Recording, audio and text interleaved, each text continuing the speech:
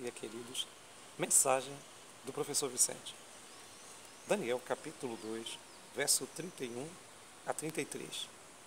Tu, ó rei, estava vendo, e eis aqui uma grande estátua. Esta era imensa e de extraordinário esplendor. Estava em pé diante de ti, e a sua aparência era terrível. A cabeça era de ouro fino, o peito e os braços de prata, o ventre e o quadris de bronze, as pernas de ferro, os pés em parte de ferro e em parte de barro. Louvado seja Deus! Estamos estudando o livro do profeta Daniel. O tema desta semana, do mistério à revelação. Hoje, terça-feira, a estátua parte 1. Bem querido, bem querida, Daniel já havia entrado em contato com Deus, Daniel já havia orado e Deus havia revelado o mistério a Daniel. Agora, Daniel foi introduzido diante da sala do trono, na sala de Nabucodonosor. E Nabucodonosor estava ansioso. Quando viu Daniel, perguntou: o quê? Você pode contar o meu sonho e interpretar o meu sonho? E Nabucodonosor, com aquela pergunta, estava indagando. Mas os demais magos, os encantadores, os astrólogos, eles não puderam contar o sonho. Por que você pode? Quem é você, afinal? Daniel não tomou a glória para si. Daniel, ele respondeu a Nabucodonosor com a humildade do servo de Deus. Ele disse a Nabucodonosor o seguinte: não há encantador, não há mago, não há astrólogo que possa contar este segredo ao rei. Mas há um Deus no céu que revela os segredos e revelou para o rei o que o Senhor sonhou. Aquelas palavras eram palavras de humildade. Aquelas palavras eram palavras de alguém que estava se colocando à disposição do rei. Daniel sabia que estava no meio de um grande conflito entre as forças do bem e do mal. Daniel sabia que estava no meio do conflito entre a religião falsa e verdadeira. Daniel sabia que havia, na realidade, uma luta por supremacia ali no palácio entre aqueles que se diziam magos e encantadores. Mas Daniel, ele não trouxe a glória para si. Daniel não se exaltou diante daquela situação que estava ocorrendo. Daniel, ele procurou glorificar o nome de Deus.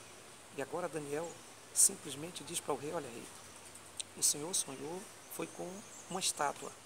E essa estátua que o Senhor sonhou, ela era assim: a cabeça de ouro, os peitos de prata, o ventre de bronze, as pernas de ferro e os pés em parte de ferro e em parte de barro.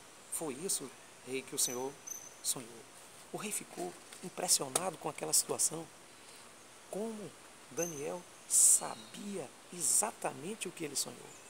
Ele só poderia ter realmente parte com uma divindade muito poderosa, com um Deus muito poderoso. O rei tremeu nas bases naquela hora, porque ele lembrou exatamente de tudo que tinha sonhado e sabia que Daniel não estava inventando. Louvado seja Deus. Deus é poderoso, maravilhoso e revela os segredos do coração.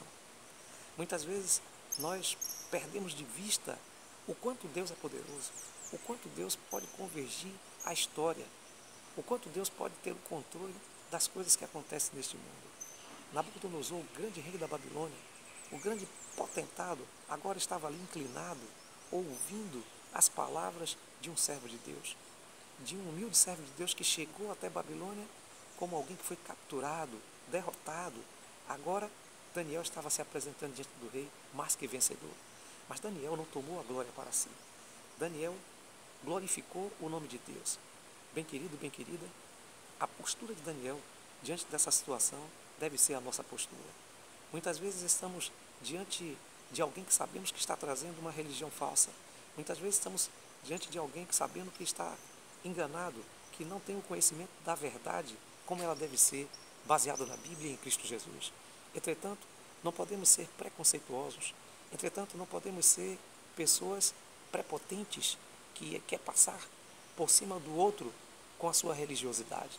Deus não deseja que nós trabalhemos com a religião desse jeito, mas Deus deseja que sejamos humildes como Daniel e que o melhor que temos a apresentar da nossa religião seja a nossa humildade, seja o nosso caráter puro, o nosso caráter imaculado. E Daniel, queridos, ele que estava ali para conquistar, E naquele momento ele havia alcançado o coração de Nabucodonosor pelo poder de Deus. Daniel, ele usou aquela ocasião para ser uma ocasião ímpar, uma ocasião de que Deus fosse glorificado na vida de Nabucodonosor. Bem querido, bem querida, essa deve ser também a nossa postura.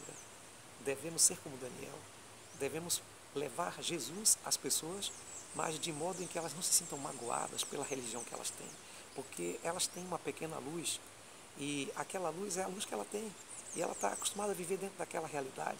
E nós, queridos, podemos levar para eles a luz verdadeira, a luz que é Cristo, a luz do mundo. E para fazer isso, precisamos também ter humildade. Que Deus te abençoe e que te dê força, que tu sejas um instrumento de Deus nessa manhã, em nome de Jesus.